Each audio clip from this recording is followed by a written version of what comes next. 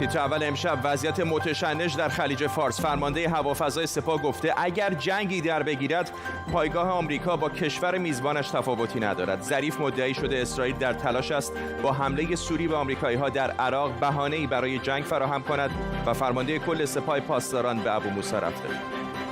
ایران به آژانس بین‌المللی انرژی اتمی اطلاع داده که قصد دارد اورانیوم با خلوص 20% تولید کند. علی اکبر صالحی گفته دستمان روی ماشه است و منتظر دستور فرماندهیم. و ناکامی ترامپ در مخالفت با بودجه دفاعی آمریکا. برای اولین بار کنگره وتو ترامپ را نقض کرد. به تیتر اول خوش آمدید.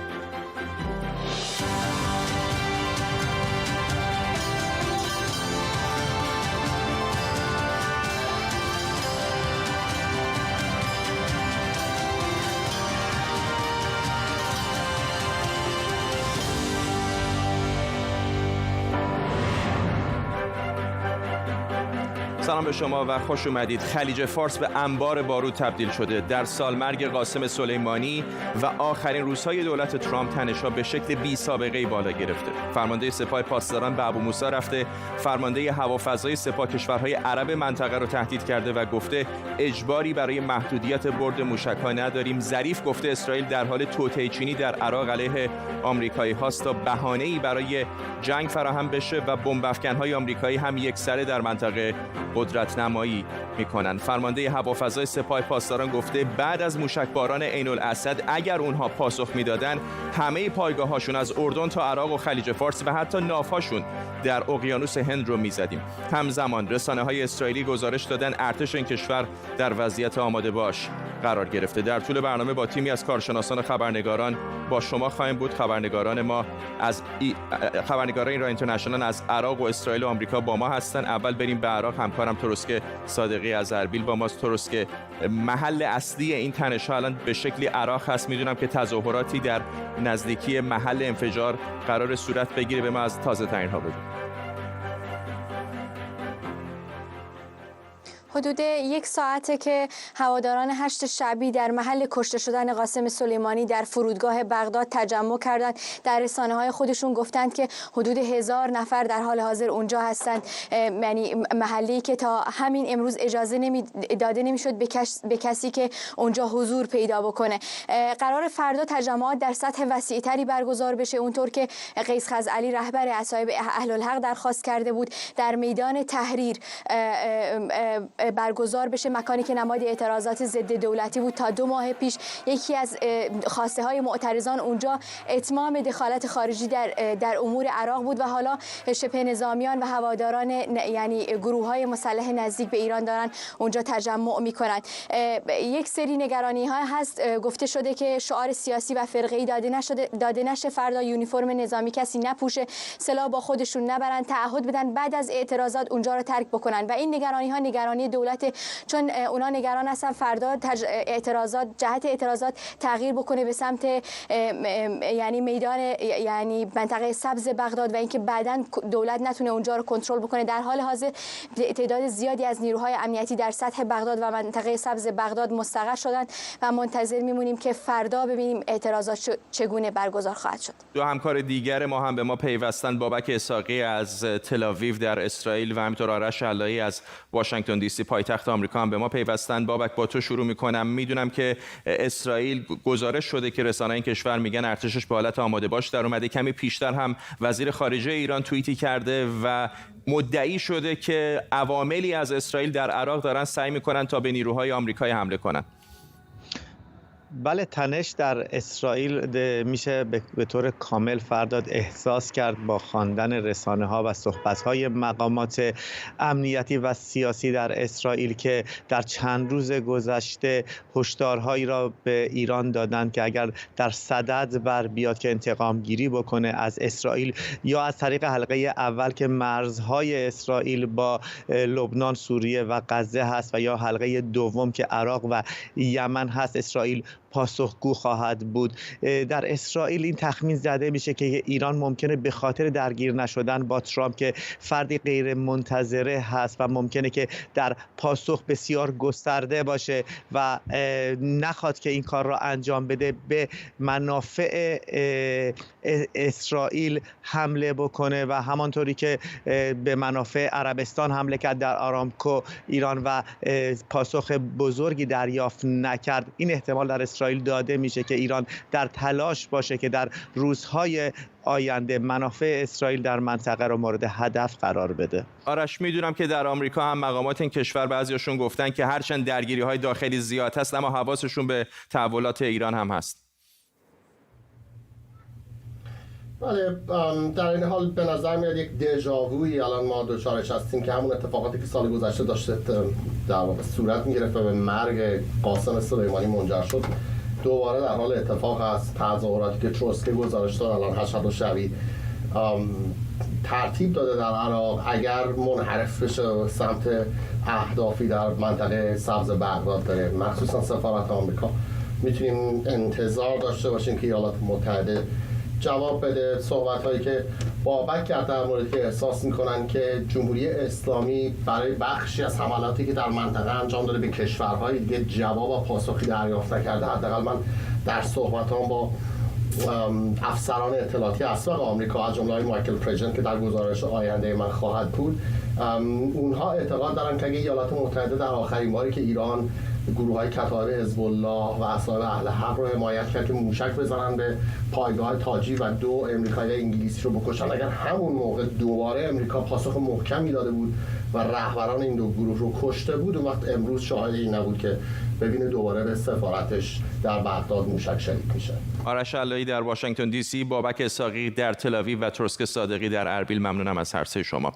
همه اینها طبیعتاً در زمان اتفاق میفته که سالمرگ قاسم سلیمانی هست. حتی اگر حمله پهپادهای آمریکایی قاسم سلیمانی رو نمیکش، مرگ همراه او ابو مهدی المهندس کافی بود تا عراق و حتی ایران رو شوکه کنه. جعفر آل ابراهیم معروف به ابو مهدی المهندس که بود؟ چه سر و سری با قاسم سلیمانی و جمهوری اسلامی داشت و در 8 شعبی چه میکرد؟ امشب المهندس رو زیر ذره میبریم.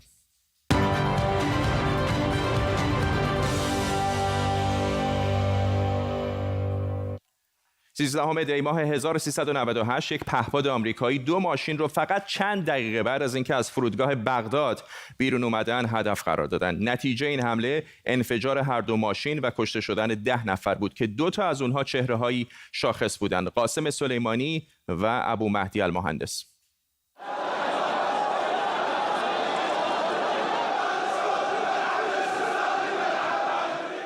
ابو مهدی المهندس یار و همراه قاسم سلیمانی بود. هنگام مرگ نفر دوم 8 شعبی بود. 8 شعبی نیروهای شبه نظامی عمدتاً شیعه عراقی اند که سال 2014 تشکیل شدند و 4 سال بعد نوری المالکی نخست وزیر وقت عراق اونها رو به رسمیت شناخت.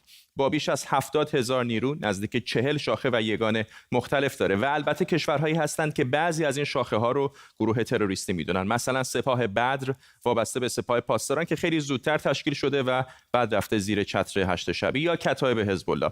اگر یادتون باشه حضور 8 شعبی ها توی ایران کمکشون توی سیل خوزستان و ضد عفونی کردن شهر قم به دست اونها کلی خبرساز شده بود. ابو مهدی مهندس سال 1333 در بصره عراق از پدری عراقی و مادری ایرانی به دنیا آمد. در عراق مهندسی و عمران خوند. لقب مهندسش اتفاقا از همینجا میاد و بعد عضو حزب دعوت اسلامی از بزرگترین احزاب شیعه در عراق شد که از روح الله خمینی بر ضد شاه ایران حمایت میکرد و با صدام حسین مخالف بود. سال 1358 صدام دستور تعطیلی این حزب رو داد و خیلی از اعضاش رو به اعدام محکوم کرد. ابو مهدی المهندس هم از مرز اهواز به ایران اومد و با یک زن ایرانی ازدواج کرد و در ایران به همراه عراقی‌های مخالف صدام آموزش نظامی دید. أنا كل ليلة أدعوك باسم الله يحفظك. مهندس عمران اما برای اون چه میتونست بزرگترین عملیات تروریستی قرن 20 هم باشه معروفه. آذر 1362 در یک عملیات هماهنگ شده 90 دقیقه‌ای 6 مکان کلیدی در کویت مورد هدف قرار می‌گیرند. مهمترین هاش سفارت آمریکا، سفارت فرانسه، فرودگاه و پالایشگاه کویت. عملیاتی که با موفقیت کامل انجام نشد. از جمله متهمانی که غیاباً به اعدام محکوم شد، ابو مهدی المهندس بود. گفته میشه ایران پشت این حملات بوده تا ضرب شستی به دولت‌های نشون بده که ایران میگفت هنگام جنگ از عراق حمایت می‌کردند. آمریکایی‌ها اما تازه سال‌های 84-85 متوجه شدند که متهم اصلی بمبگذاری سفارت آمریکا در کویت بعد از حمله آمریکا به عراق در سال 82 از ایران به عراق اومده و شده مشاور اولین نخست وزیر این کشور و در سال 87 به عنوان نماینده حزب دعوت اسلامی بر کرسی پارلمان عراق هم تکیه زد. ابو مهدی دوباره به ایران فرار میکنه. المهندس اما دوباره و بعد از عقب نشینی نیروهای آمریکایی به عراق برمیگرده و میشه فرمانده کتائب حزب الله، گروه شبه نظامی که سال 82 با پشتوانه جمهوری اسلامی و نیروی قدس سپاه سنگ بناش رو در عراق گذاشته بود.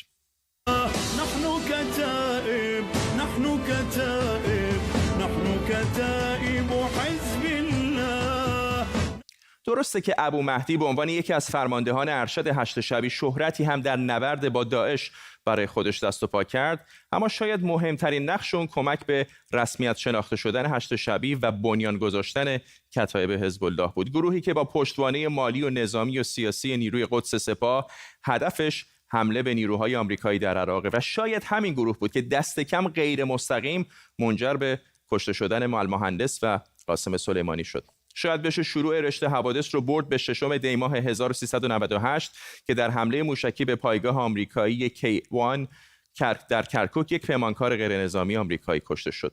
2 روز بعد آمریکا که کتائب رو مقصر میدونست، مواضع کتائب حزب الله رو در عراق و سوریه بمباران کرد. 25 کشته، تلفات انسانی این بمباران ها بود. 10 دی ماه تعدادی معترض با پرچم‌های هشت شعبی و کتائب حزب الله به نشونه اعتراض وارد منطقه سبز بغداد شدند، به سفارت هجوم بردند و حتی سالن پذیرش رو آتش زدند. ابو مهدی المهندس هم یکی از اونها بود.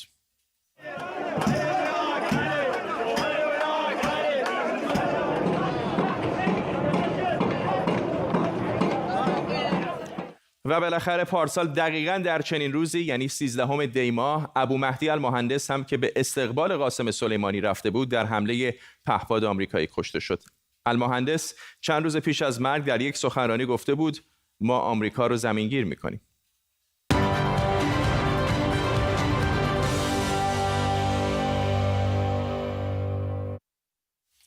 علی سعدزاده تحلیلگر مسائل خاورمیانه از فرانکفورت با ماست. آقای سعدزاده، فکر میکنید که چقدر تاثیرگذار بود کشته شدن آقای مهندس در فضایی که الان امروز داریم میبینیم در منطقه به وجود آمده و تنشی که هر لحظه بوی جنگ هم ازش به مشام میرسه؟ خیلی خیلی تاثیرگذار بود. آقای مهندس هم ایرانی بود هم عراقی بود، مشاور آقای سلیمانی بود، مترجمش بود و بهش میگفت که در دنیای عرب چه میگذره، چون آقای سلیمانی نه عربی خوب بلد بود نه انگلیسی خوب بلد بود، ولی آقای ابو مهندس هر دو زبان رو خوب صحبت میکرد. همونطور که شما گفتید مادرش ایرانی بود و قسمت اعظم از زندگیش رو در ایران زندگی کرد. به همین علت خیلی خیلی مهم بود. واسط مستقیم ایران با گروه‌های اشترشعبی بود و طبیعتاً مسئله مالی اونها رو هم حل میکرد. ولی یه مسئله رو فراموش نکنیم، از نظر کسانی که شیعه نیستن در دنیای عرب و از نظر جهان خارج، آقای ابو مهندس و حتی قاسم سلیمانی کسانی هستند شبیه ابوبکر بغدادی یا بن لادن، چون اونها برای دنبال خلافت اسلامی سنی بودن. ابوبکر بغدادی و بن لادن اینها هم دنبال ولایت فقیه شیعی بودند. به همین علت نفوذ آقای ابو مهندس فقط در درون گروه‌های شیعه بسیار رادیکال بود و من فکر میکنم بعد از مرگش هشت شعبی دیگه اون قدرت سابق رو نخواهد داشت، چون به هر حال امکانات مالی یکی از وسایل مهم نیست برای انسجام هشت شعبی و با وضعی که ایران داره و نبودن این حلقه مهم یعنی آقای ابو مهندس، من فکر میکنم که ارتباط ایران با هشت شعبی خیلی ضعیف باشه و دیگه اون قدرتی رو که هشت شعبی داره نخواهد داشت. ممنونم از شما علی سعدزاده تحلیلگر مسائل خاورمیانه از فرانکفورت آلمان با ما. علی اکبر صالحی گفته دستمان روی ماشه است و فرمانده باید دستور بدهد. رئیس سازمان انرژی اتمی ایران گفته به آژانس اعلام شده که ایران سطح غنیسازی اورانیوم رو به 20% افزایش میده و از بازرسان آژانس هم خواسته شده برای رفع پلمب اقدام کنند. به اعتبار مصوبه مجلس میخوایم 20% رو آغاز بکنیم، چون ما باید به آژانس اعلام بکنیم، بازرسای اونها بیان بعضی چیزایی که پلم شده فک پلم بکنن. ببینید این به قول معروف کپسول های گاز اورانیوم رو ما باید عوض بکنیم.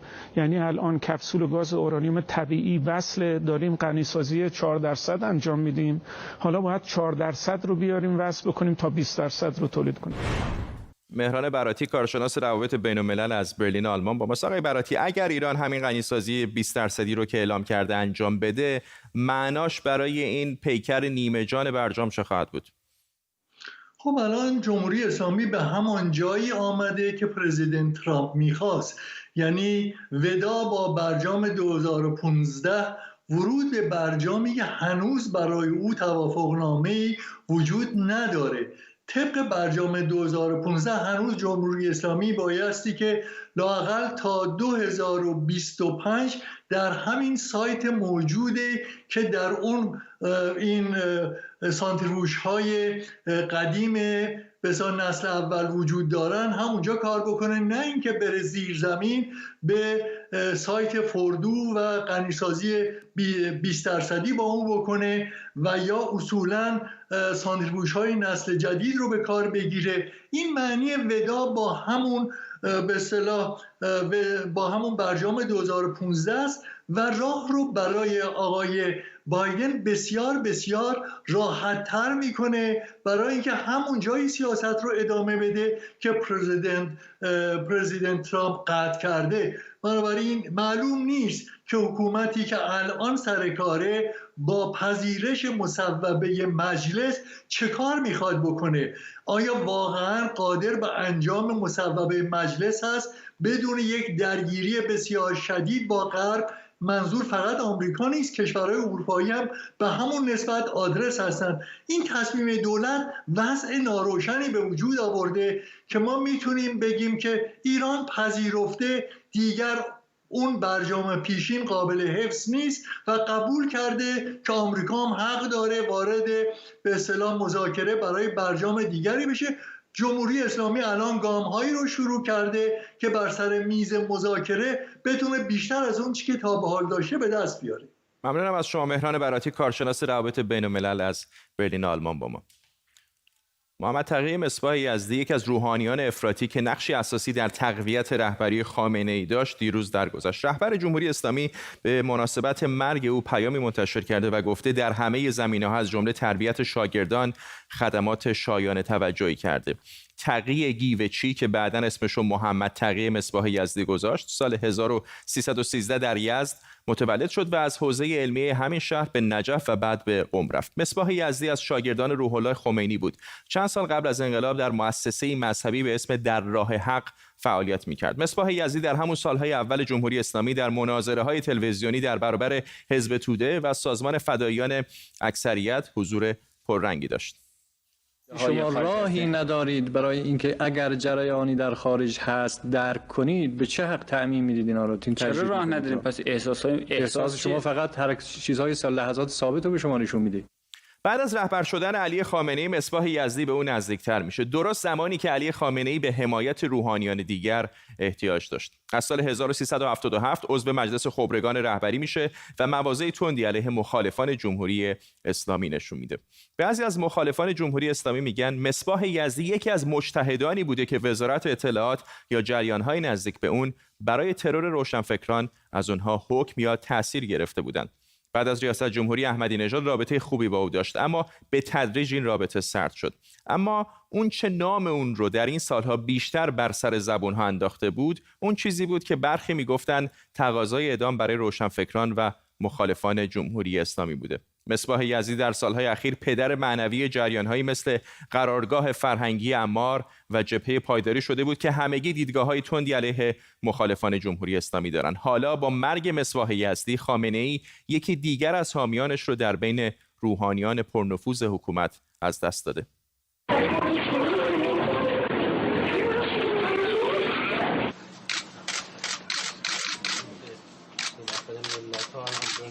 در طول تاریخ اسلام ما رهبری به این جامعیت نداشتیم. به خبری دیگر از ایران برسیم. علی اصغر فانی وزیر سابق آموزش و پرورش گفته در 35 منطقه ایران رشته‌های ریاضی و تجربی تدریس نمیشن. این به این معنیه که در 35 منطقه پزشک، پرستار و مهندس وارد جامعه نمیشن. دختران فقط بین 25 تا 30% جمعیت دانش آموزان این مناطق محروم رو تشکیل میدن. شاهد علوی همکارم از واشنگتن دی سی به ما پیوسته. شاهد، جریان از چه قراره؟ فکر میکردم دست کم در همه جای ایران آموزش ابتدایی در این حد در دسترس همگی باشه. نه خیر، متاسفانه عملاً اون چه که وزیر قبلی بهش اشاره کرده وضعیتی هست که در واقع دوره طولانی هست ادامه داره. تلاش‌هایی شده در سالهای اخیر تحت عنوان در واقع برنامه‌هایی برای فقرزدایی و برقراری عدالت آموزشی، اما اون تلاش‌ها هم عملاً ناکام مونده به خاطر اینکه خود دولت در بودجه‌های سالیانه زیر پاش گذاشته. من اشاره می‌کنم مثلا به بودجه سال 99 سال گذشته سه ردیف بودجه مشخصاً کمک می‌کنه به اینکه بحث پوشش آموزشی، کاهش ترک تحصیل و بازموندن دختران از تحصیل در مناطق محروم کمتر بشه. یک بخشش بودجه پیش دبستانی هست چون بچه‌ها دو زبانه هستن مناطق محروم بیشترشون و نمیتونن وارد فرآیند آموزش بشن. یک بخشش بودجه حمل و نقل هست چون جاهایی هستن زندگی میکنن باید منتقل بشن مدارس راهنمایی ابتدایی در دورتر از محل زندگیشون. بخشی هم بودجه در واقع عدالت آموزشی هست. هر سه این بودجه ها در سال 99 کاهش داشتن در حالی که مثلا بودجه های مذهبی و نظامی افزایش داشتن. به این معنا که بودجه پیش دبستانی 25%، بودجه حمل و نقل 33% و بودجه عدالت آموزشی 45% در سال 99 نسبت به سال 98 کاهش داشتن، در حالی که نرخ زاد و ولد اونجا بالاتر هست و عملاً نیازها بیشتر شده. به این ترتیب این نوع سیاست باعث میشه که ما آمار داشته باشیم در 750 منطقه کشور، منطقه آموزشی 105 تاش محروم محسوب میشن. از این 105 منطقه محروم فقط 25 درصد دختر مدرسه میرن و بعد هم نرخ بازمونده از تحصیل طبق آمار رسمی در واقع مرکز پژوهش‌های مجلس در سال 98 700,000 دانش آموز بوده. همون سال 98 علاوه بر 700,000 نفر دانش آموز 237,000 نفر دانش آموز هم مدرسه ترک تحصیل کردن. اون محرومیت عملاً خودشو بازتولید میکنه چون مطالعات جهانی نشون میده که فقر عامل اصلی ناعدالت، نابرابری در آموزش و بازموندن از تحصیل هست. فقری که وجود داره و سیستم هم تلاشی برای رفعش نمیکنه. شاهد علوی همکارم از واشنگتن دی سی، ممنونم از تو. برای اولین بار از زمان ریاست جمهوری ترامپ هم مجلس نمایندگان و هم سنا وتوی ترامپ درباره لایحه بودجه دفاعی رو بی‌اثر کردند. دیروز در اولین جلسه سال میلادی جدید مجلس سنا که جمهوری خواهان در اون اکثریت رو دارن با 81 رأی وتوی ترامپ رو بی‌اثر کرد. قبلا مجلس نمایندگان هم همین کارو کرده بود. ترامپ چهارم دی ماه لایحه بودجه 740 میلیارد دلاری دفاعی رو وتو کرده بود چون از بعضی موارد این لایحه مثل محدود کردن خروج نیروهای آمریکایی از افغانستان و اروپا ناراضی بود.